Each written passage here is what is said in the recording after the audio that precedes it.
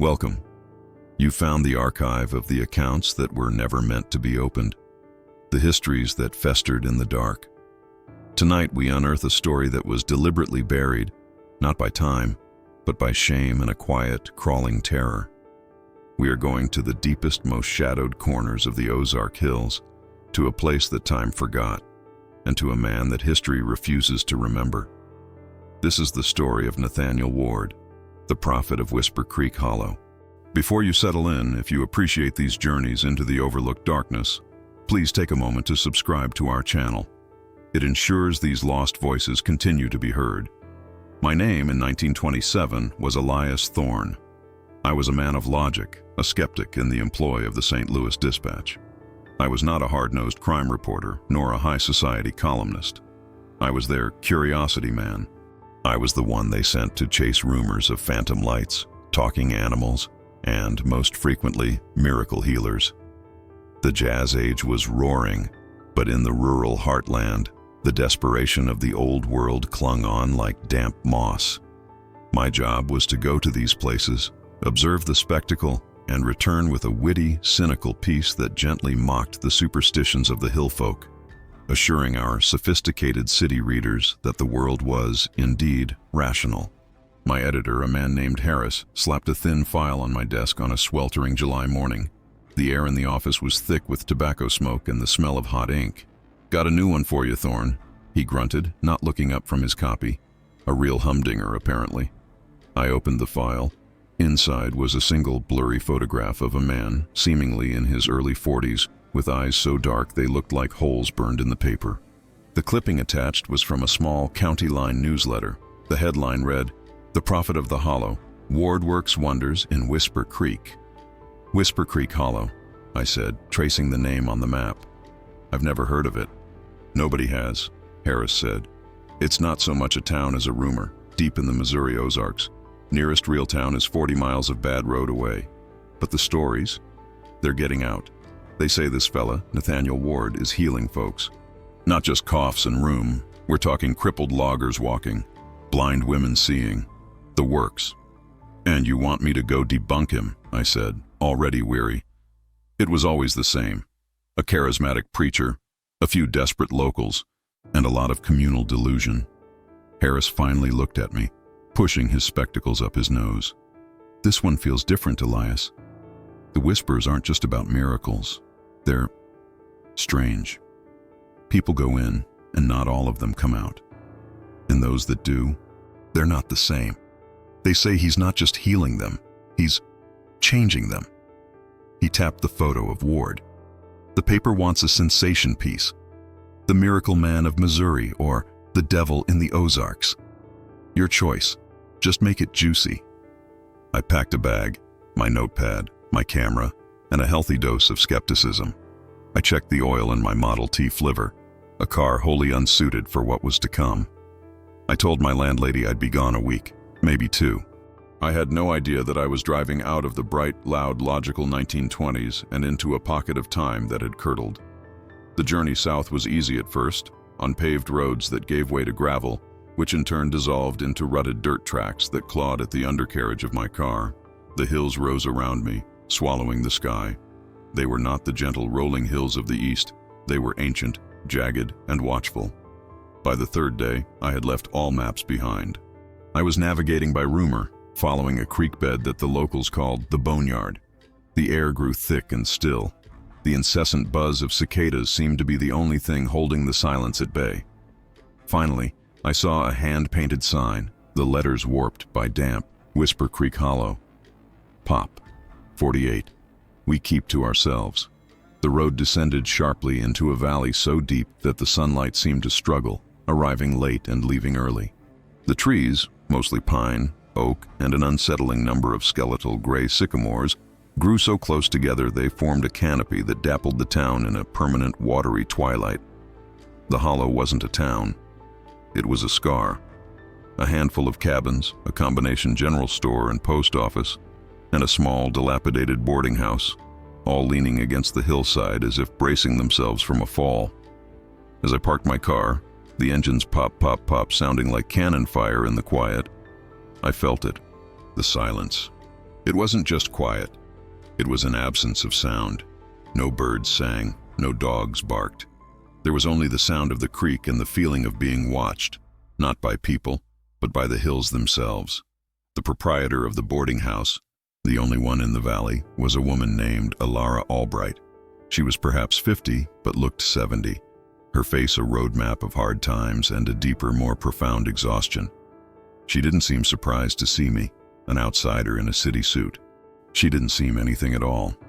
"Room's 2 bits a night," she said, her voice a dry rustle. "Pay in advance. We don't take checks." "I'd like a room for the week, please," I said, trying to force a professional cheerfulness into my voice. "Mrs. Albright, is it? I'm a writer from St. Louis. I'm here to document the local color. I've heard interesting things about your town." She took my money and dropped a heavy iron key into my palm. Her eyes, the color of dishwater, flickered for just a moment. "Ain't no color here, mister. Just the hollow, just the creek." She gestured to a ledger. "Sign." I signed Elias Thorne, St. Louis Dispatch. Her eyes lingered on the newspaper's name. "A reporter," she stated. It wasn't a question. "You hear about him, about the prophet?" "Nathaniel Ward, yes," I confirmed. "I'm told he's a remarkable man." Mrs. Albright turned away, pulling a gray sheet from a cupboard. "He is a man. He speaks, and the hollow listens." She stopped, her back to me. "We ain't had a visitor, in a long time. The last one was a tinker, selling pots. He left his wagon." "He left it?" "It's still by the creek road. The mule's starved," she said flatly. "Supper's at 6. Don't be late. I don't keep the stove hot." My room was clean, but profoundly stark. A bed, a pitcher and bowl, and a single window that looked out not at the town, but directly at the sheer weeping rock face of the valley wall. I tried to unpack, but the silence of the place was oppressive. It seeped into my bones. I walked out to the general store, hoping to find the town's social center. The store was run by a man named Silas, who sat on a stool behind the counter, staring at a wall of canned goods. He had the same pale, listless look as Mrs. Albright. His skin was waxy, his movements slow and deliberate. "Afternoon," I said. "Just getting my bearings. Quite a place you have here." Silas blinked, slowly. "Aye, it's a place. I'm here to see Mr. Ward, the prophet. Is he available? Does he hold services?" "The prophet? He don't hold services, mister," Silas said, his voice a low hum. "He communes. He speaks when the maw is open." "The maw?" "The gaping maw. The cave, up past the creek bend." Silas pointed. "You'll know it. He'll be there tonight. The moon is nigh on full. He speaks on the high moon." I bought a tin of crackers and a bottle of soda water, more to justify my presence than out of need. As I left, I saw them. The people of the hollow. They weren't hiding. They were just still. A woman sat on her porch, churning butter, but her movements were hypnotic, slow, without variation. 2 men, gaunt and pale, were mending a fence, but they moved like men underwater, passing the hammer and nails without a word. They all had the same look in their eyes, a kind of placid, unnerving emptiness. They were not sad, nor happy. They were simply vacated. I retreated to my room as the sun began to bleed away behind the western ridge. The valley floor plunged into a deep purple darkness. I ate my dinner, a flavorless stew of root vegetables and stringy mystery meat, in silence with Mrs. Albright, who ate with her eyes fixed on her plate. "Are you going?" I asked, breaking the quiet. "Where, mister?" "To the cave, to hear the prophet." "I've heard him," she said, her voice dropping to a whisper. "I've given what I can give. He don't need me tonight." "Given what?" She stood up abruptly, her chair scraping the floorboards with a sound that made me jump.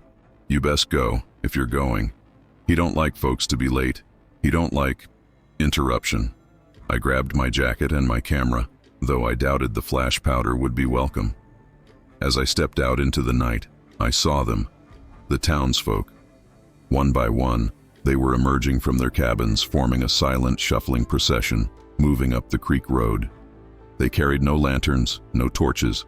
They walked in the dark with an unnerving confidence, their feet making almost no sound on the dirt path. Drawn by an invisible string, they were heading toward the gaping maw, and I, the man of logic, followed them into the dark. The path was treacherous, slick with moss and damp clay. The hollow's residents navigated it with an eerie, practiced ease, their forms little more than gray smudges against the blackness of the woods. I stumbled behind them, my city shoes slipping, my heart hammering a rhythm against my ribs that felt profane in the quiet. The only sound was the creak, which seemed to grow louder, angrier, as we climbed. It wasn't a gentle burble, it was a hungry, gurgling sound. We arrived in a large clearing. The valley wall rose up, a sheer cliff of black limestone, and at its base was the cave. The gaping maw was an understatement. It was a wound in the earth, a jagged, weeping opening that seemed to exhale a cold, damp air that smelled of wet stone and something else, something metallic and rank, like old blood.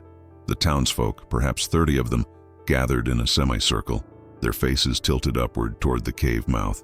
They stood perfectly still, their expressions serene and empty, like a congregation of sleepwalkers.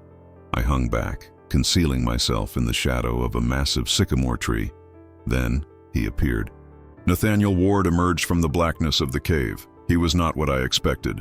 He wasn't a wild-eyed, bearded fanatic. He was tall, dressed in simple, clean overalls and a white shirt.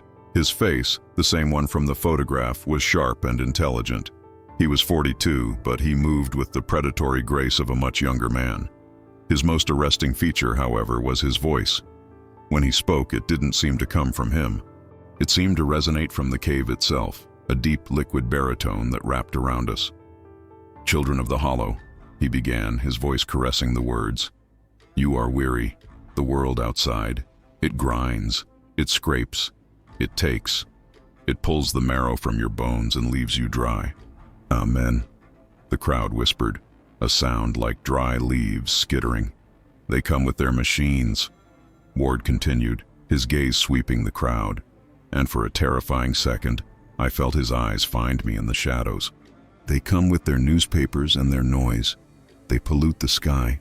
They poison the water. They forget the earth." He stepped forward, placing a hand on the damp rock of the cave mouth. "But not you, you remember. You know the truth. The sky is a thin blanket, but the earth is deep. The earth is hungry. The earth is real." This was not a Christian sermon. There was no mention of God or Jesus or salvation. This was something else, something older. "The soil that remembers," he intoned, "and the water that listens. They are the old below, and they have thirsted.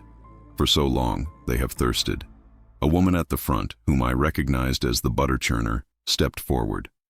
She was weeping, but silently, the tears just rolling down her placid face. "Prophet," she whispered, "the ache. It's back. In my hands. The rheumatism. I can't work the churn." Ward smiled, a smile of profound, unsettling pity. He beckoned her forward. "Sister Bess," he said, "you have given. But you must give more. The Hollow provides, but it must be fed. What will you give, so the ache may be taken?" Bess looked confused. I have no money, Prophet. The crops were thin." "No," Ward said gently, placing his fingertips on her forehead. "Not coin, not crops. You. Give it what it wants." He leaned close, his voice dropping to a hypnotic whisper. "Give it. Your mother's face. The day she taught you to bake bread. Give it that memory. The warmth of her hands." Bess's eyes widened, then went distant. "My mother. The flower. It was warm." "Yes," Ward hissed. "Give it. Let the earth drink it." I watched in cold horror. A change came over Bess. The light. It's the only way I can describe it. The light in her eyes seemed to dim, to be drawn out. Her face, already pale, became as waxy and vacant as Silas's at the store. A faint, ethereal mist, visible only in the moonlight, seemed to drift from her and be absorbed by Ward's hand, which he then pressed back against the stone of the cave. The cave seemed to sigh. Bess blinked. Her pained, gnarled hands relaxed. She flexed her fingers, a look of simple bovine surprise on her face. The The pain. It's gone. The hollow provides, Ward intoned as the congregation murmured their approval. The pain is taken. The debt is paid. Bess shambled back to her spot, her hands now flexible, her eyes now utterly empty. I felt a cold nausea. This wasn't healing. This was a transaction. He was trading her memories, her soul, for physical relief. He wasn't a prophet. He was a spiritual usurer, collecting debts for a silent, subterranean landlord. I fumbled for my camera, my hands shaking. I had to get a picture. This was the story. This was the evil Harris had sensed. I raised the camera, but my hands were clumsy. I knocked my elbow against the sycamore. A piece of bark snapped and fell to the ground. The sound was tiny, but in the amplified silence, it was a gunshot. The murmuring stopped. Every head in the congregation, 30 pale, empty faces, snapped in my direction. They didn't look angry. They just looked. And Nathaniel Ward, standing at the mouth of the dark, smiled directly at me. "We have a guest," he said, his voice booming with a chilling, false welcome. "A man from the city. Come to see the local color. Come, Mr. Thorne, come into the light. The hollow is so glad to have you." The low, unsettling ambient tone returns. Before we continue into the shadow of the prophet's parlor, I want to ask you again to please subscribe. This channel is an archive, and your support is what keeps these doors open, allowing us to find more stories that have been locked away. Click that button and join our congregation. The tone fades. Trapped. There is no other word for it. 30 pairs of vacant eyes were fixed on me, and the path back to my car was blocked by their listless, silent bodies. My heart felt like a trapped bird.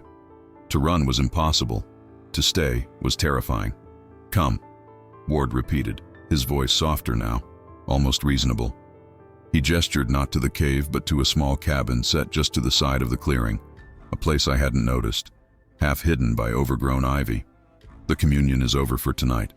The flock must ruminate. But you and I, we have much to discuss." He dismissed his followers with a simple wave. "Go. Return to your homes. Dream of the cool earth."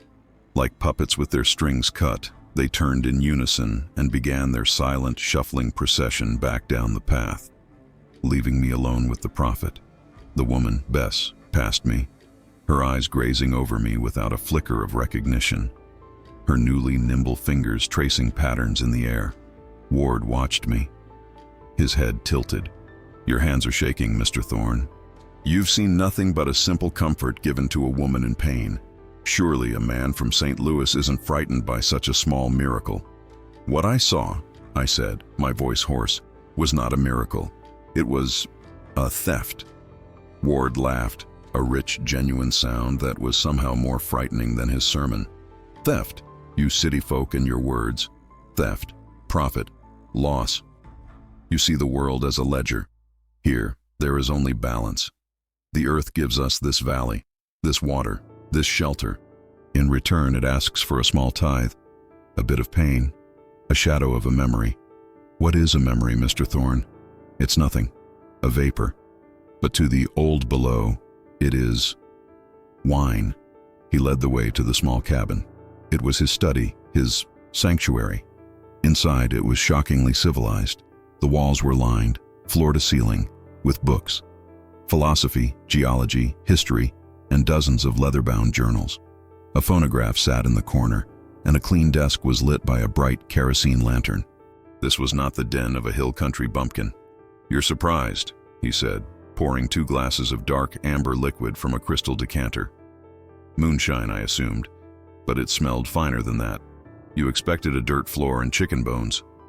I expected something different," I admitted, remaining by the door. "Sit," he insisted, pointing to a leather chair. "Drink. It's just apple brandy, untouched by the water." He took a sip. "I am not an ignorant man, Mr. Thorne. I attended the university in Columbia. I studied geology. I studied history. That's where I found the truth." "What truth?" "That history is a lie. It's a story written by the winners about the things they did on the surface. They ignore the power under their feet. This hollow," he gestured to the window, "is a thin place. The crust of the world is weak here. The old below can listen, and it can be petitioned, and you're the one who petitions it. I am the vessel, he said, his eyes glittering in the lantern light. He was 42, but in that moment, he looked as ancient as the hills. The settlers who first came here, they tried to fight it. They built their church on the ridge. They prayed to their sky god, and the earth rejected them. The crops failed. The children took ill. The rock blight took their animals. They were starved out. Except one, Ward continued, leaning forward, his voice dropping. One man, my ancestor. He came down from the ridge. He came to the maw, and he listened. He made a pact. The hollow would be a sanctuary. No sickness, no famine, no pain. In exchange, the hollow would feed it. Feed it what? People? I asked, my blood running cold. Oh no, nothing so crude, Ward said, disappointed. The old below has no use for flesh and bone. That's for worms. No, it feeds on the ephemeral, the essence, the vitality, the joy of a first kiss, the terror of a near fall, the deep abiding grief of a lost child. These are the things with flavor. My people, they give freely. They trade their agonies for peace. They trade their sharpest joys for contentment. Contentment, I repeated, thinking of the vacant, shuffling townsfolk. You call that contentment? They're empty. They're husks. They are peaceful, Ward snapped, his charisma flickering to reveal a cold, hard anger. Is your city peaceful, Mr. Thorne? With your roaring cars and your stock market and your men, who have so much while others have nothing. Your world is a screaming, chaotic theft. I have banished chaos from Whisper Creek. I have created a perfect, static, peaceful balance. He stood and walked to the window, looking out at the dark. I knew you were coming. The water told me. The water? The creek. It all flows from the maw. It flows through the bedrock, and it listens. I drink of it. My people drink of it. It prepares them. It makes them receptive. It opens them up so they can give. I thought of the pitcher and bowl in my room, the water I had washed my face with, the flavorless stew Mrs. Albright had served. I felt a sudden deep chill that had nothing to do with the night air. What do you want, Mr. Thorne? He asked, turning back to me. I want the story. You want the sensation. He corrected me, his lip curling. You want the devil in the Ozarks. You want to paint me as a monster to titillate your bored readers. He sat back down, steepling his fingers. You may have your story, you may stay. Observe.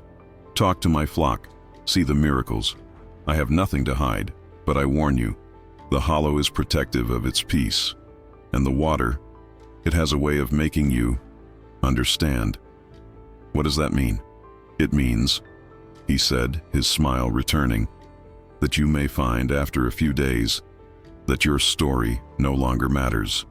You may find that all that noise in your head, your ambition, your skepticism, your identity, you may find you want to give it away, just to be peaceful. He stood, signaling the end of our parley. Good night, Mr. Thorne. Sleep well. And do enjoy the water. It's the sweetest in all of Missouri. I walked back to the boarding house, my mind reeling. My skepticism was my armor, but it felt cracked. The man was educated. He was articulate. And he was, without a shadow of a doubt, utterly, terrifyingly insane. Or worse, he was sane, and he was right. That night, I did not sleep. I sat in the chair, staring at the pitcher of water on my nightstand as the silent, watching dark of the hollow pressed in against the glass. The next morning, I awoke with a thick head and a metallic taste in my mouth. I had avoided the pitcher, but I couldn't avoid the air, the damp, the very presence of the place.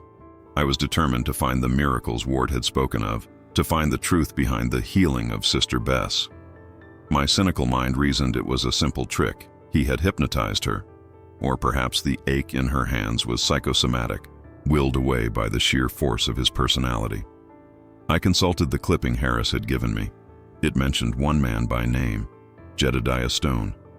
Logger, crippled in 24, now walks by the grace of the prophet. I found Jedediah's cabin at the far end of the hollow, where the valley narrowed. Unlike the others, his cabin was well kept. The wood freshly axed, a small, neat garden growing out front. I found Jedediah on his porch, not rocking, but sitting perfectly still in a chair, staring at the tree line. He was a mountain of a man, with arms as thick as posts, but his stillness was uncanny. "Mr. Stone?" I called out. He didn't turn. His wife, a tiny, sparrow-like woman named Sadie, darted out of the front door, wringing her hands in her apron. Her eyes were not vacant like the others. They were sharp and filled with a terrible buzzing fear. "Hush," she whispered, running to the porch rail. Don't trouble him. He's listening." Listening to what? To the woods. To the prophet. She looked at me, her eyes pleading. "You're the city man, the reporter. I saw your car. I'm Elias Thorne. I'm here to write about Mr. Ward, and about your husband. The paper says he was healed." Sadie's face crumpled. She pulled me by the sleeve, dragging me around the side of the cabin, out of her husband's earshot. "Healed? Is that what you call it?" she hissed, her voice trembling. "Look at him."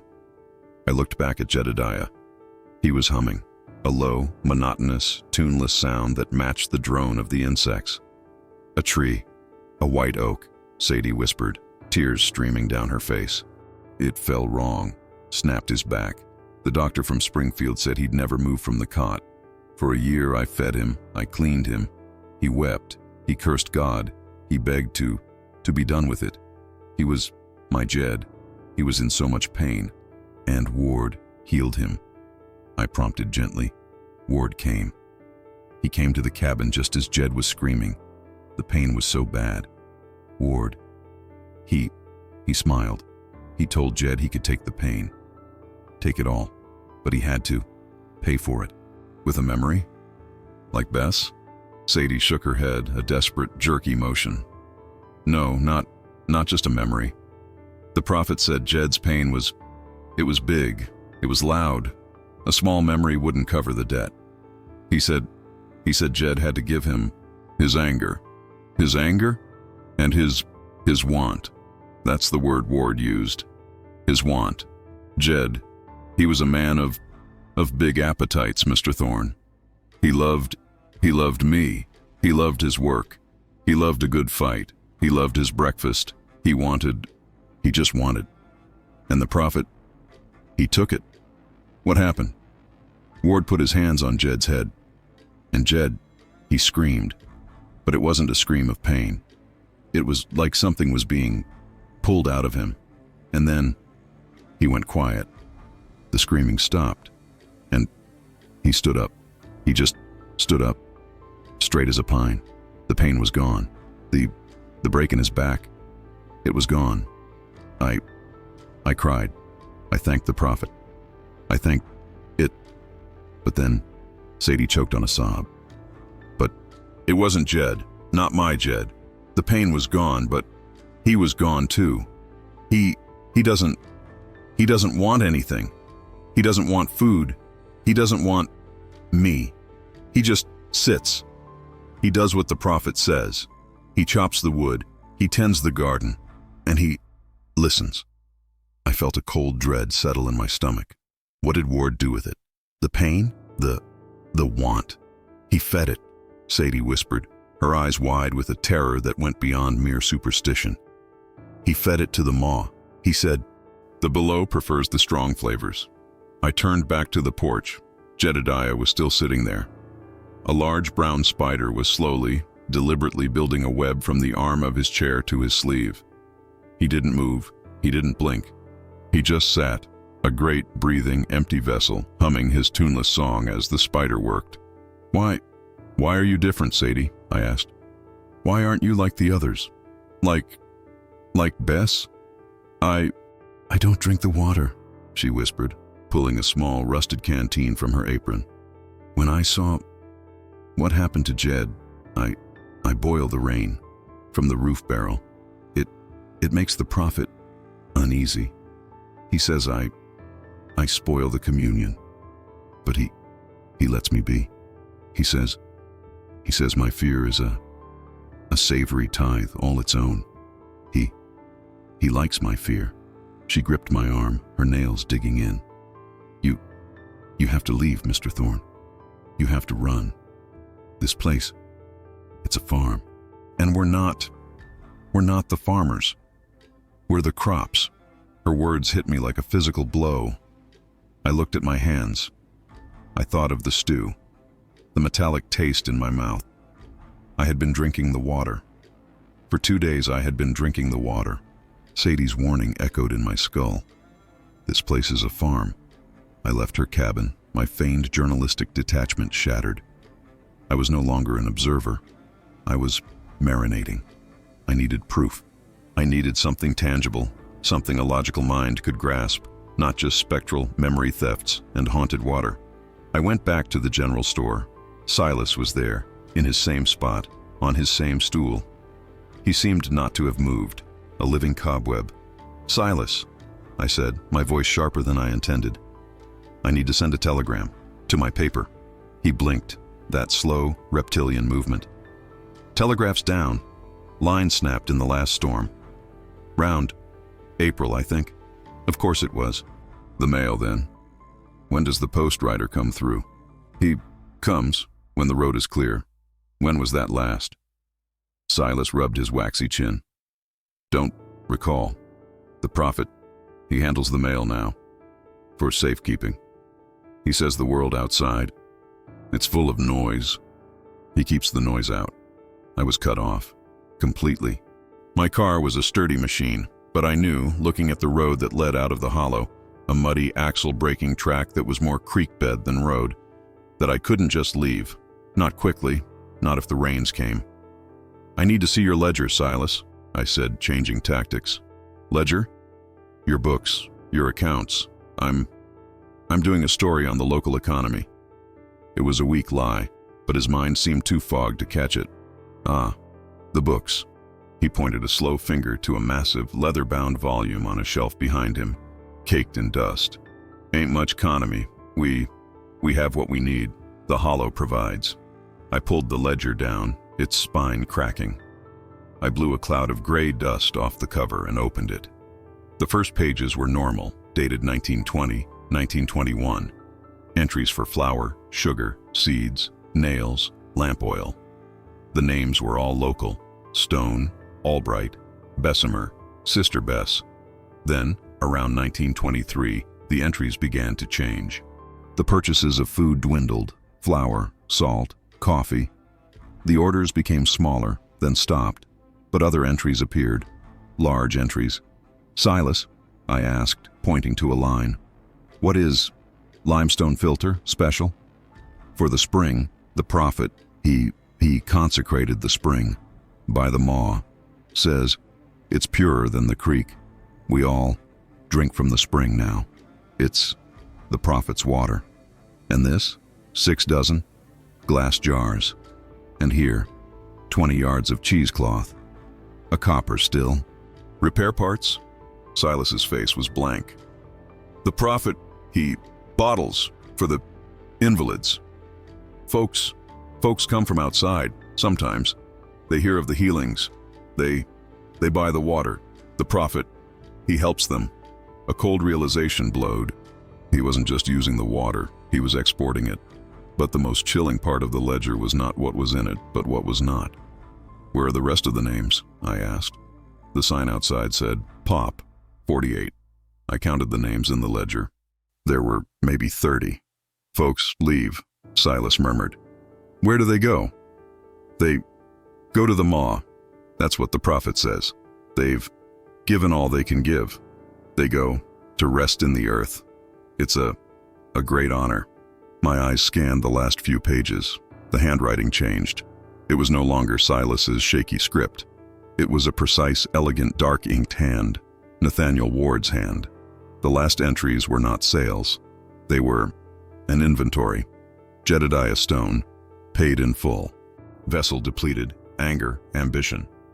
Status, passive. Bessemer, E, tithe received. Memory, mother's kitchen. Status, passive. Albright, E, Tithe received. Constant. Fear. Status. Active. Productive. My blood turned to ice. It was a farm ledger. He was cataloging them. Their payments. Their status. I flipped frantically to the A section. Albright. E. Mrs. Albright. Her tithe was fear. That's why she was different.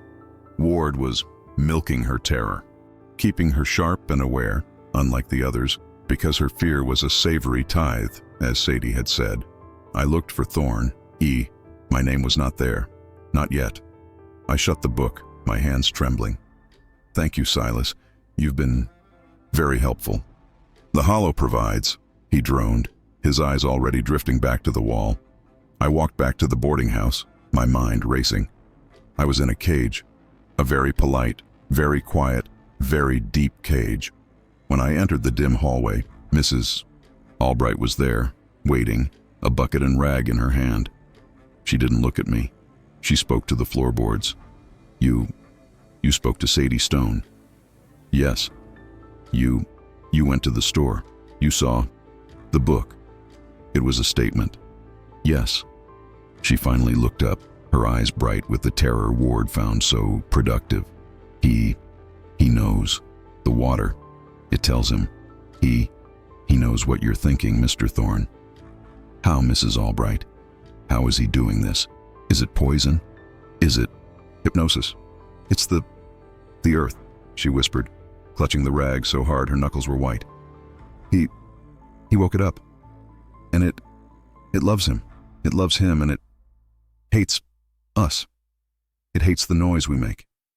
It wants quiet. The old below, I said. She flinched, as if I had struck her.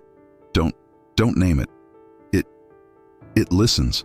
She pushed past me, scrubbing at a floorboard that was already clean. He's gifting you, you know. Gifting me. He's waiting. For your tithe. He likes the new ones. The ones from outside. He says your minds are sharp. He says they taste like lightning. A profound primal fear, unlike anything I had ever known, seized me. This was beyond debunking. This was beyond journalism. This was survival.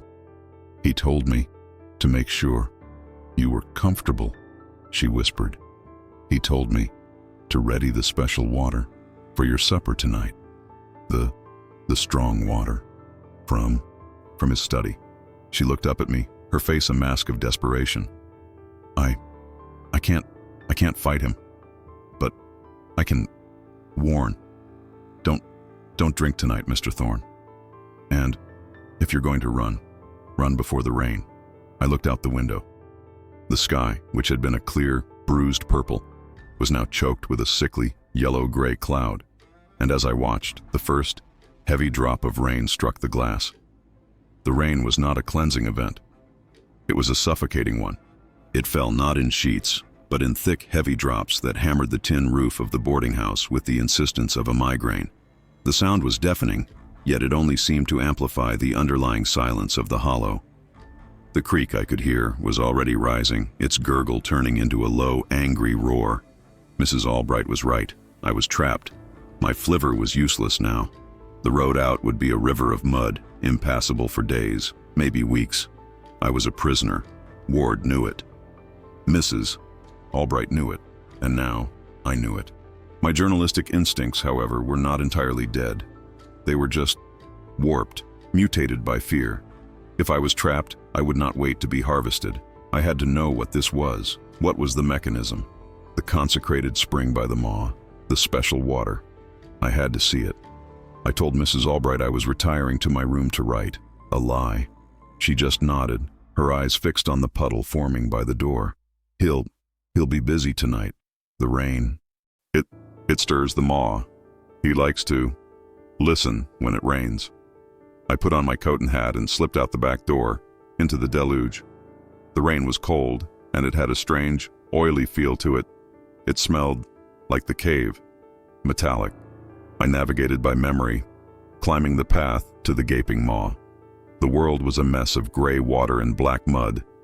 The creek was a torrent now, brown and foaming, carrying branches and debris. When I reached the clearing, I was soaked to the bone. The cave, the maw, was alive. It wasn't just exhaling its cold breath, it was drinking. The rain was sluicing down the cliff face and funneling directly into the opening, which was now emitting a low, resonant hum, a sound I could feel in my teeth. Nathaniel Ward was there, just as she'd said. He was standing 20 yards from the maw, stock still, his arms slightly raised, his face tilted to the sky, letting the rain plaster his hair to his skull. He was in a state of rapture, listening. I darted, unseen, to the side of the clearing. I'd seen it before, but hadn't registered it. A smaller fissure in the rock, about 30 feet from the main cave. From this fissure, a small spring bubbled up, feeding a stone basin that had been carved into the ground. This was the prophet's water. I crept closer, my stomach clenching. The water, it wasn't water, not really. It was dark. It bubbled from the earth, but it was thick, almost viscous, with a faint, swirling, oily sheen on its surface. It looked like water mixed with crude oil, or perhaps ink. And it was warm. Despite the cold rain, a faint mist rose from the basin. This was the source. This was the consecrated spring. This was the poison. I saw the bottling operation Silas's ledger had mentioned. A small, neat row of glass jars, corks, and a filtering apparatus made of cheesecloth and, chillingly, what looked like packed dried moss. The moss, I realized, was probably harvested from the maw itself. I had to get a sample. I reached into my pocket and pulled out a small silver flask I carried for emergencies. It was half full of brandy. I dumped the contents onto the mud. I needed this flask. Ward was still deep in his communion, his back to me. The roar of the rain and the creek covered my movements. I knelt by the basin, my hand shaking so badly I could barely uncap the flask. The smell rising from the spring was overwhelming. It was ozone and copper and something sickeningly sweet, like rotting flowers. I dipped the flask into the dark, oily water. It was thick, resisting, like dipping your hand into thin syrup. As I pulled the flask out, a thought entered my mind. It was not my thought. It was a feeling. A deep, cold, simple feeling. It is good. It is quiet. Drink. Be still. I recoiled, nearly crying out. The water, it spoke, not in words, but in intent. It was the feeling of the hollow distilled, a desire for utter, absolute, peaceful nothingness. I screwed the cap on the flask, my fingers numb. The voice in my head grew louder, more insistent. Drink. White. Fight. The noise. The fear. It is so tiring. Drink. Rest. Give. It is so warm. Below. No, I whispered, clutching the flask. Give. The thought was not a whisper this time. It was a command, and it came from right behind me. I spun around. Nathaniel Ward was standing 5 feet away, his eyes black and devoid of any light. He was soaked, and he was smiling. "You spoil the communion, Mr. Thorne," he hissed, his voice perfectly clear over the roar of the rain. The water, it told me. It said, "You, taste of iron, of unbelief." He had moved without a sound. He had crossed 30 feet of mud and rock in total silence. "You shouldn't have come here," he said, the smile fading. "The hollow, it wants you, but you resist. It's rude." I did the only thing I could. I flung the silver flask, not at his head, but at the rock wall inside the gaping maw. The flask was small, but it was metal. It was iron. It was logic. It was St. Louis. When it struck the stone deep inside the cave, it did not just clang. The cave shrieked. It was a high-pitched, grinding sound, like mountains shifting. The hum stopped, replaced by this awful, tearing sound. Ward staggered, clutching his head, screaming in genuine agony. It wasn't my action that hurt him. It was the reaction of the maw. The old below had been annoyed, and its annoyance was loud. "The noise!" Ward shrieked, falling to his knees. You heard it! You vessel of iron! You parasite! I didn't wait. I turned and ran. I ran through the mud, through the roaring rain, sliding and falling down the path. The sound of the maw's geologic shriek and Ward's howls of agony chasing me all the way back to the dubious safety of the boarding house. I slammed the door, bolted it, and collapsed against the wood. My body shaking, the metallic taste of the water, his water, burning in my throat. I spent the night in the chair, pushed against the door, clutching my empty camera. The storm raged, a physical manifestation of the terror that had seized the hollow. The shriek from the maw had subsided, but the sound of the rising creek was a constant threat. I had heard it. I had angered Ward, and by extension, his subterranean god. I was no longer a reporter. I was a heretic. Sleep was impossible. My mind raced. Ward was educated. He'd studied geology. He wasn't just a madman. He was an acolyte. He had found something, or it had found him. He had called me a vessel of iron. He meant my skepticism, my modernity. As dawn broke, the rain eased, slowing to a miserable gray drizzle. The hollow was flooded. The main street was a river of knee-deep brown water. My car was submerged to its running boards. Escape was, for the foreseeable future, impossible. A new, colder dread set in. Ward was out there. He was angry, and I was trapped on his farm. Mrs. Albright found me still sitting by the door. She carried a tray with a pot of something and a single dry biscuit. Her face was paler than usual, her fear a high, whining thrum in the air. He felt it, she whispered, not meeting my eyes. All the hollow. Felt it. A cold iron in the heart.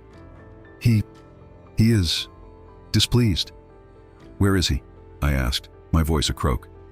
He is mending in his study. He is soothing the maw.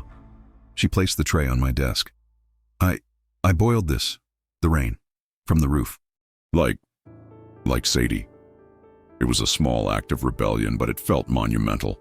It was an alliance. Mrs. Albright. Alara, I said. His books, in his study. You've seen them. Is there anything? A journal? A confession? I need to understand what he did. How he woke it up. She flinched, looking at the door as if he could hear us. His Gospels. He writes. All the time. In a book. Not in his study. He keeps it here. Here, in this house. He says, this house is grounded. He sleeps here sometimes. When the maw is too loud, he says, my fear keeps his dreams pure. He hides his book under the hearthstone in the parlor. The parlor, a room I hadn't even entered, a cold, unused space at the front of the house, full of shrouded furniture. He will not come today, she whispered. He is at prayer, mending the wound you made. After she left, I waited. I listened. The only sound was the drip of water, the suck of the mud outside. I took the fireplace poker from my room and went to the parlor. The room smelled of dust, mold, and something else. Ward's scent. That faint ozone and damp earth. I pulled the threadbare rug away from the main hearth. The stones were old, set in crumbling mortar. One was slightly loose. I jammed the poker into the gap and pried. The stone, a heavy piece of slate, groaned and then lifted. Beneath it was a small, hollow space, lined with oilcloth. And inside was a book. It was not an old, ancient tome. It was a modern, thick, leather-bound accountant's ledger, the same kind I'd seen in Silas's store. But the writing within, it was all Ward. His elegant, chillingly precise script. It was not a diary. It was a theological text. His gospel. I read, my blood growing colder with every page. Genesis 1:1. The sky god made a heaven and an earth. A lie. He made the heaven a thin, noisy, bright distraction. The earth was already here. It was waiting. It is the old below, the great quiet. The first men, they were fools. They scratched the surface. They built up. They prayed up. They feared the dark. They did not understand. The dark is peace. The dark is full. The dark is pure. I flipped through pages and pages of this warped theology, this love letter to the oblivion under his feet. Then I found the pact. The hollow is the vessel. The maw is the mouth. The water is the blood. I am the hand. The fools who came before me, they starved because they stole. They took the wood, the water, the stone, and they gave nothing back. They prayed, a noise in the air. The old below requires substance. I have learned. I gave it my first tithe, my pessimism from my studies. It tasted it, and it spoke. It granted me the water, and it requested more. The book detailed his first conversions. He hadn't started with the sick. He'd started with the strong. Silas, a man of simple, dull routine. I took it, and I gave him peace. Jedediah Stone, a man of roaring, vibrant rage, a feast. I took his fire, and I mended his flesh, a simple, crude barter. He wasn't just taking memories, he was re-engineering them. He was taking their sharp personality traits, their anger, their ambition, their skepticism, and feeding them to the maw. What was left was the placid, passive, empty shell. And then I found the last pages, the most recent entries, the tinker, an outsider. His curiosity was sharp, delicious. He gave it all. He walks the deep paths now, a great honor. The tinker hadn't left. He was in the maw, gone to rest in the earth. And then, my name, Elias Thorne, St. Louis Dispatch, a vessel of iron, full of noise, skepticism, and modernity. He tastes like lightning. He angers the quiet. He resists. He must be emptied. He will be my greatest gift, a feast of cold logic. The old below craves him. He will silence the world outside. He wasn't going to kill me. He wasn't going to just make me passive. He was going to sacrifice my mind, my very identity. He believed that by feeding my modern skepticism to his entity, he could strengthen it against the outside world. I dropped the book. Mrs. Albright was wrong. He wasn't mending. He was preparing. He was savoring this. I heard a sound from the porch, a slow, heavy scraping sound. I ran to the window. It was Jedediah Stone, the massive, heeled logger. He was standing in the mud, ankle deep, staring at the boarding house. He was waiting.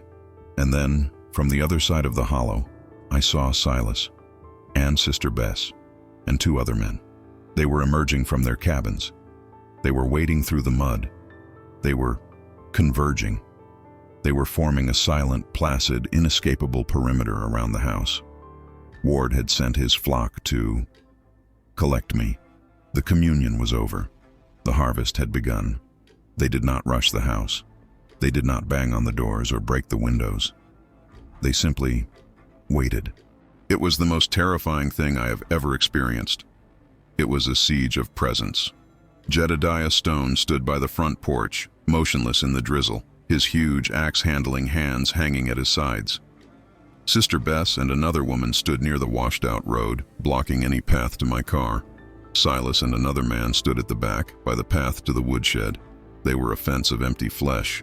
They didn't speak. They didn't even look at the house. They just were, waiting for the tithe. I was trapped on the second floor, peering through the grimy window. Mrs. Albright was downstairs. I could hear her. She was weeping. Not the loud sobs of panic, but the high, thin, terrified sound of a rabbit in a snare. It was the savory tithe Ward was enjoying. "Mr. Thorne!" she cried out, her voice a desperate whisper from the foot of the stairs. He sent them. They wait for you. He wants you to come to the maw. He's inviting you to give thanks." "What do they want, Alara?" I called down, my voice shaking. "Will they force me?" They don't know force. They just are. They will wait. They will wait until you thirst. They will wait until you hunger. They will wait until you understand. And you will come. She was right. I had the biscuit she'd given me. I had a half glass of boiled rainwater. But that was it. The house was now surrounded. I couldn't get to the rain barrel. I couldn't get to any food. This wasn't a violent assault. It was a starvation, a siege of patience, Ward's patience versus my sanity. The first day passed. The rain never stopped. The sky was a sheet of lead. The silent sentinels stood. They didn't move. They didn't eat. They didn't sleep. They just stood in the rain, their pale faces tilted slightly up, as if listening to a sound I couldn't hear. By the second day, the hunger was a physical pain. The thirst was worse. My throat felt like it was coated in sand. I kept looking at the pitcher in my room, the one filled with the water from the night I arrived. The special water. It was still there. Full, oily, dark. Drink. It is so quiet. Drink. Be still. The thought. It wasn't mine. It was a whisper from the pitcher. The water. It was calling to me. The house was saturated with the maw's influence, and I was weakening. I barricaded my door, but it was a useless gesture. The true battle was inside my own head. I went back to Ward's gospel, which I had kept. I searched for a weakness, something, anything. I found a passage, scribbled in the margins, his handwriting tighter, angrier. The iron, it burns. The noise, it scrapes. The old below, it recoils from the static of the outside. It hates the world of wires. It hates the world of fact. He wasn't just talking about my silver flask. He was talking about the concept, my skepticism, my modernity. It was anathema to his ancient, quiet, feeling-based God. His God was emotional. It fed on emotions, memories, vitality. It was allergic to cold, hard, passionless logic. A desperate, insane idea began to form. On the third day, I was delirious. The thirst was a living thing. The pitcher on the desk. It looked refreshing. The whispers were comforting. Just a sip. No more noise. No more fear. Just peace. Just rest. I was so tired. I stumbled to the desk. I picked up the pitcher. I could smell it. The ozone. The wet, sweet rot.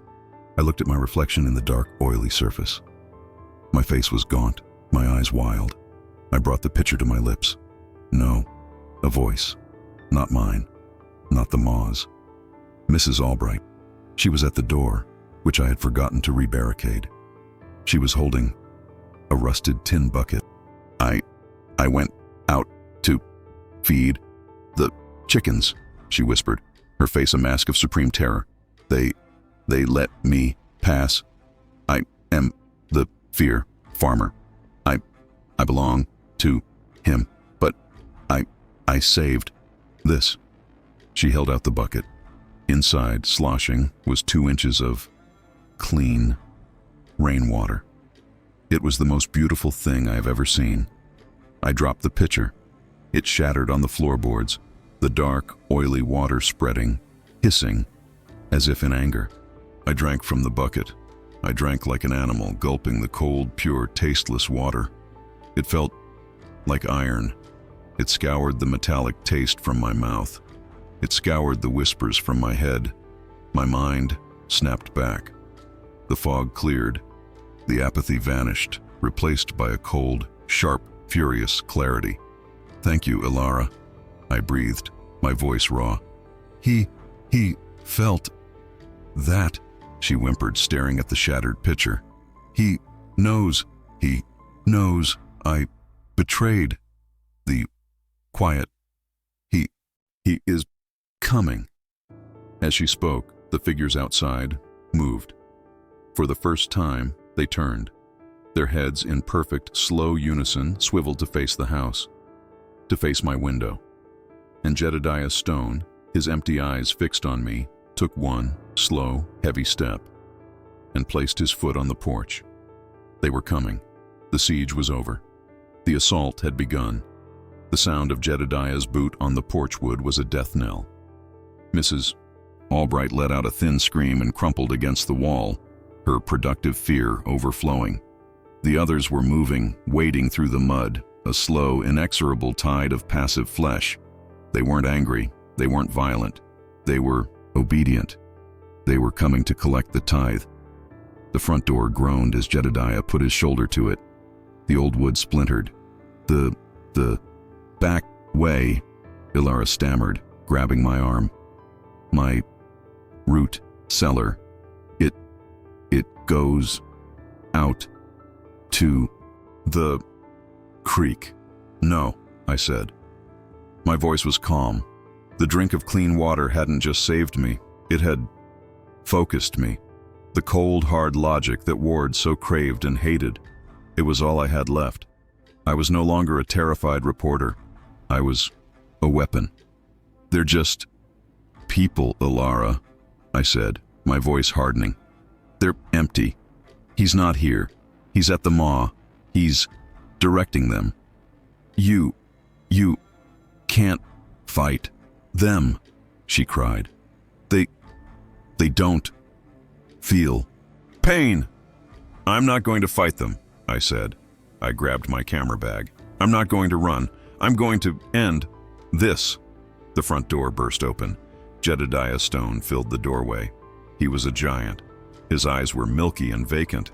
He stepped inside, dripping mud and rainwater onto the floor. Sister Bess and Silas filed in behind him. They stood in the entryway, blocking all escape. "Come."